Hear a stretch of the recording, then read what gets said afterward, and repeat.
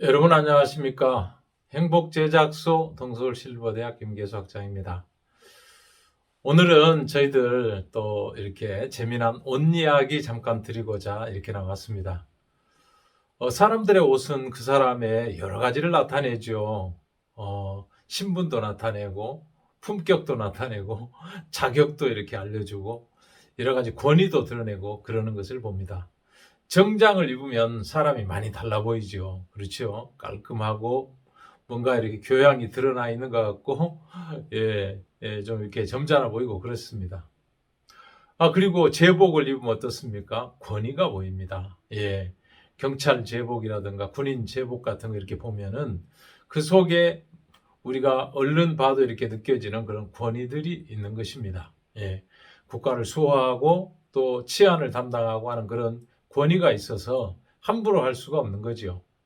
근데 또 이렇게 비싼 옷은 어떻습니까? 비싼 옷 입으면 진짜 이렇게 아름다워 보이잖아요. 그 옷 자체가 그 사람의 막 신분을 말하는 것 같고 굉장히 이렇게 품위 있게 보이기도 합니다. 비싼 옷 입으면 그렇습니다.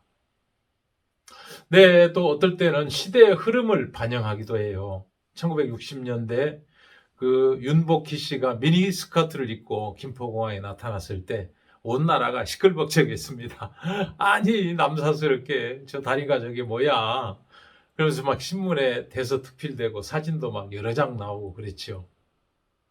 어떤 시대의 흐름 변화를 나타내기도 합니다. 네, 또 어떨 때는 그 사람 자체를 설명하기도 해요. 1960년대 초반에 중국 이민사에 아주 사람들 뇌리에 남아있는 그런 이야기가 한 토막이 있는데요. 쌍둥이 형제가 중국에 살다가 너무 힘들어가지고 미국에 이민을 갔답니다. 거기 어떻게 새로운 기회를 찾아서 갔는데 쉽지 않았죠. 그 동생은 막 범죄에 휘말리고 매일 쌈박질을 하고 형은 이제 좀 정신을 차려가지고 학교에 어렵사리 이렇게 등록을 해가지고 공부를 하고 그랬답니다. 그러고 있는데 어느 날 갑자기 동생이 이렇게 들어오더니 피 묻은 옷을 입고 온 거예요. 형 큰일 났어. 내가 사람을 죽였어. 그러면서 이제 자기는 이제 곧 이렇게 잡히면 죽는다는 거죠.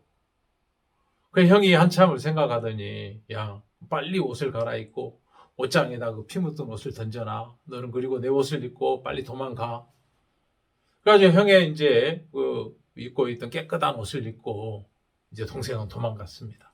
그 형이 집안에서 기다리고 있는데 아니나 다를까 경찰들이 막 호루라기를 불면서 이렇게 들이닥쳐가지고 벽장을 뒤지니까 그 피 묻은 옷이 있고 사람이 거기 있고 다 저 사람 맞다고 그러니까 잡혀간 거예요.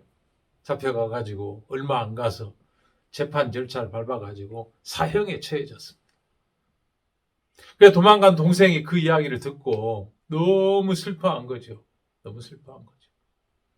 그래가지고 내가 죽어야 되는데 이게 무슨 일이야. 그러면서 경찰서에 찾아가가지고 내가 진짜 범인입니다. 우리 형은 죄가 없어요. 듣지도 않더랍니다. 다 끝났어. 이미 끝난 사건이야. 뭐 바뀌었는지 모르지만 너는 형으로 살아. 형처럼 공부 열심히 알고 사회 공헌하며 살아. 그게 네가 정말 이렇게 형에게 보답하는 길이야. 그렇게 이야기를 해줬답니다. 그리고 그 뒤에 동생이 형 목까지 정신을 차려서 이렇게 훌륭한 사람이 되었다는 그런 이야기 한 토막이 있거든요. 네. 그 옷은 어떨 때는 그 사람 자체를 설명하기도 한다는 거예요. 예? 죄를 지은 죄인을 나타내기도 하고 또 이 건전한 시민을 나타내기도 하고 그런다는 거죠. 네, 성경에도 옷 이야기가 몇 가지 나타납니다. 그 사실 맨 처음에 사람들은 옷이 없었습니다. 여러분. 그 성경에 보면 이렇게 돼 있어요. 아담과 하와 그 두 사람이 벗었으나 부끄러워하지 않았더라. 이렇게 돼 있단 말이에요. 왜 그런데 부끄러워하게 됐을까? 미니스커트 이게 다리가 조금 올라갔다고 왜 그냥 시끌벅적하게 됐을까? 그런 배경을 보니까 이 선악과라는 사건이 등장을 하는 거예요.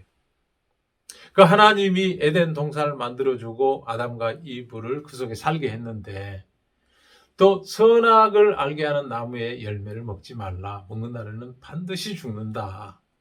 그렇게 했음에도 불구하고 이렇게 악한 영이 꼬여가지고 그거 먹어 그러면 너 이렇게 눈이 밝아져가지고 하나님처럼 되는 거야. 깜빡 속아서 두 사람이 그걸 먹었단 말이에요.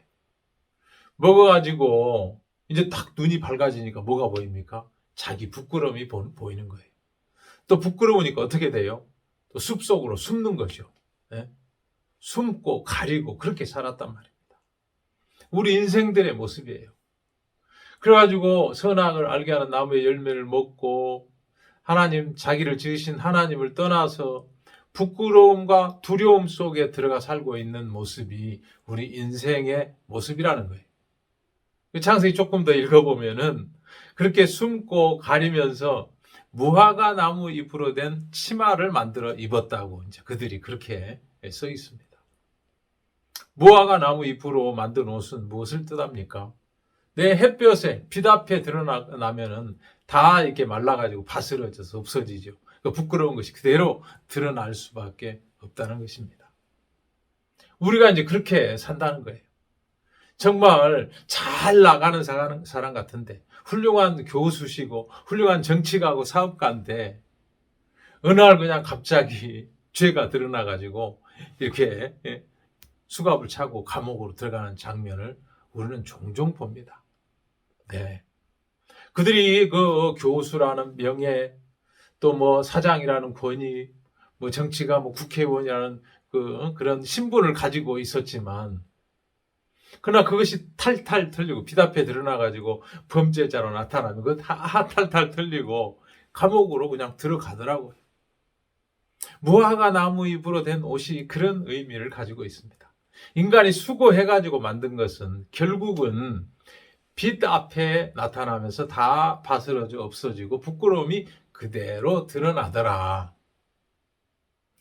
성경에는 그런데 무슨 옷이 등장합니까? 여호와 하나님께서 아담과 이브를 위해서 가죽옷을 지어 입히시니라. 이렇게 설명이 되어 있어요. 네. 가죽옷은 무화과 나무 잎으로 된 옷하고는 비할 바가 안 되죠. 햇볕에 나가도 바스러지거나 그런 일이 없잖아요.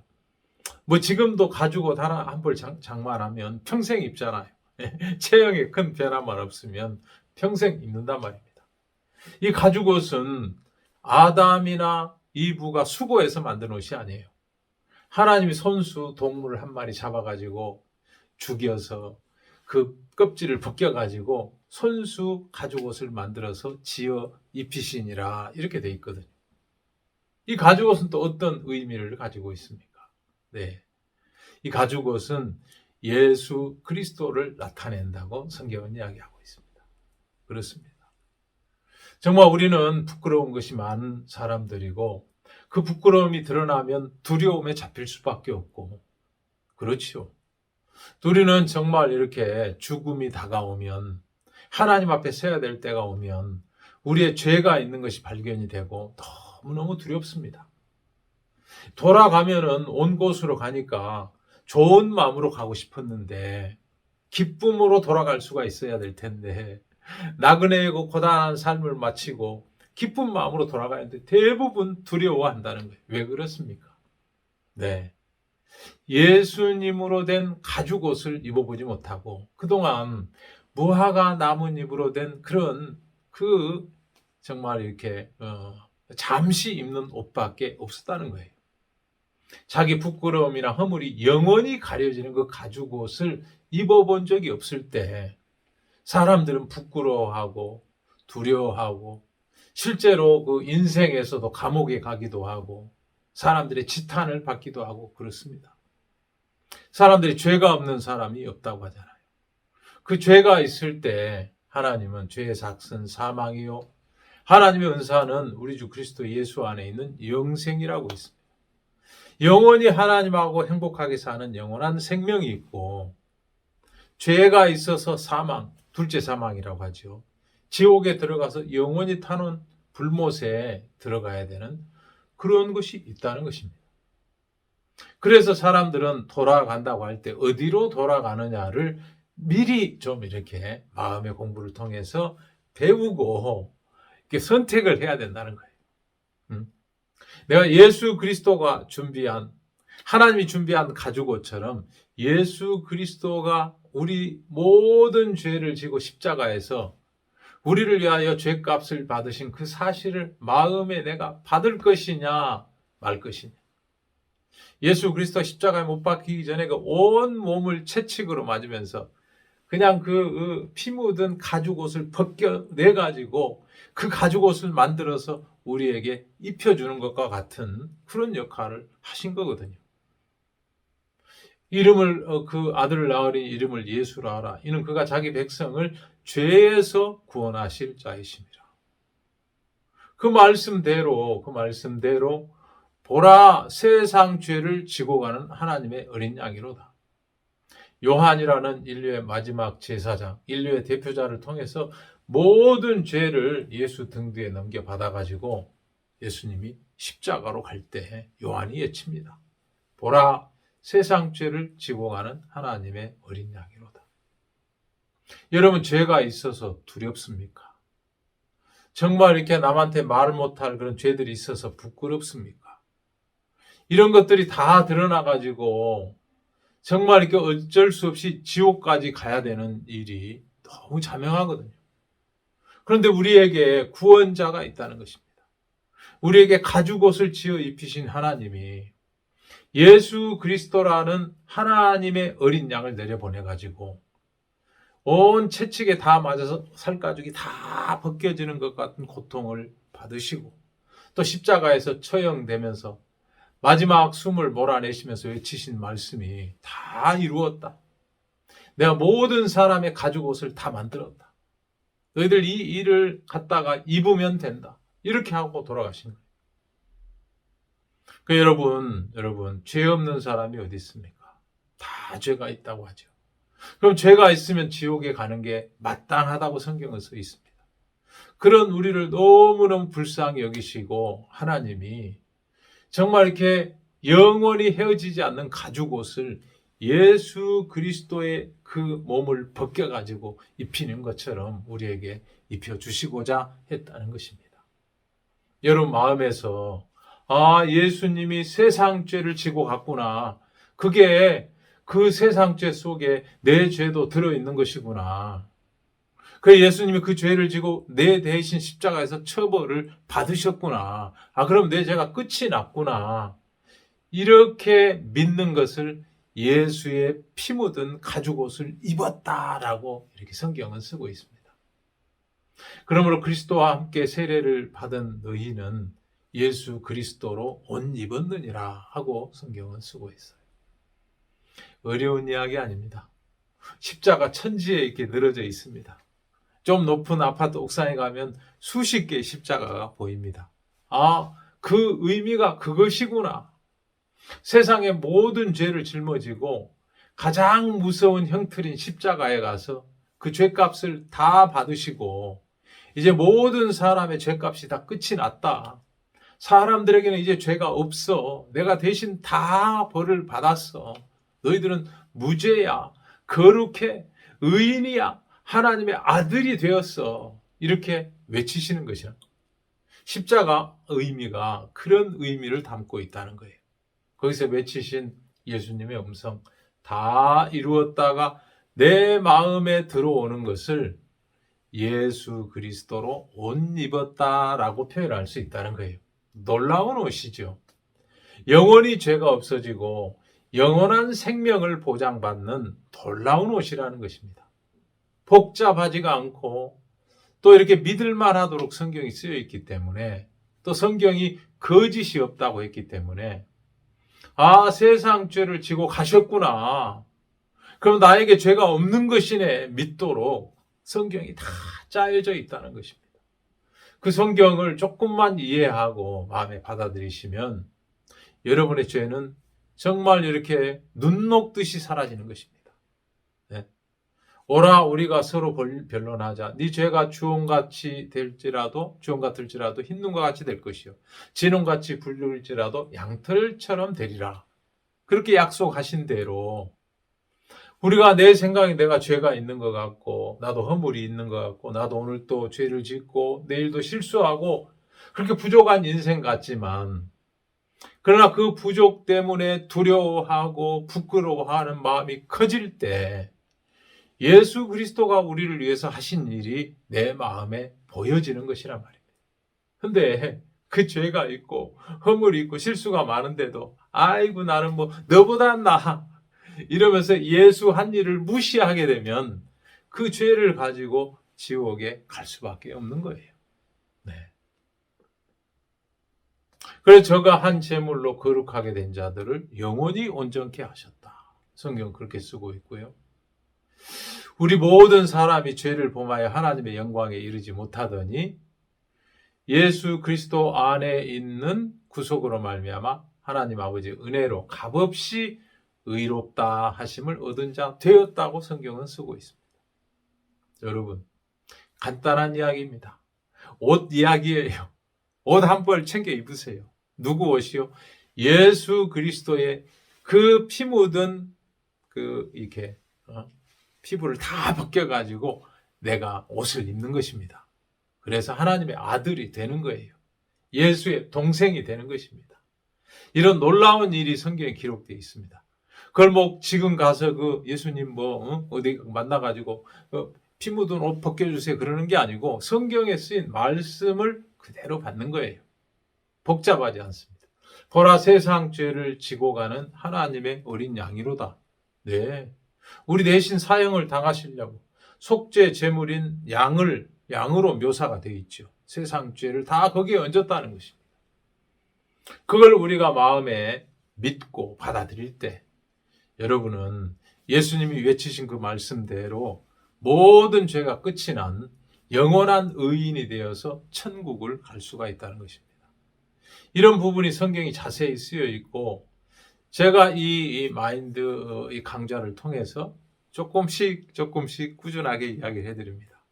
여러분 이번 주 듣고 다음 주 듣고 그 다음 주 듣고 들으시면 아 그렇구나 하실 날이 있을 겁니다. 오늘이라도 그날이 될 수가 있어요. 네, 옷 중요하지. 그 사람의 자격과 신분과 그 사람 자체를 나타낸다고 그랬어.